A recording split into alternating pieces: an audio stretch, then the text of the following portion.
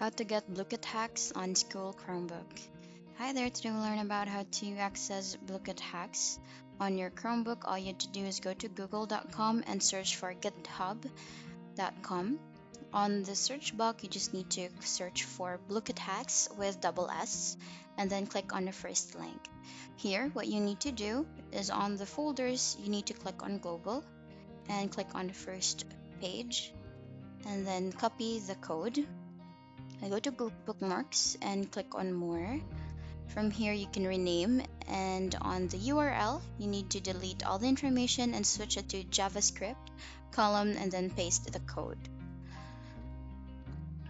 Once you have pasted the code, you can go to blooket.com, and here you just need to go to your bookmarks and then open the bookmark that we did, and then from there you will be able to access Blooket on your computer.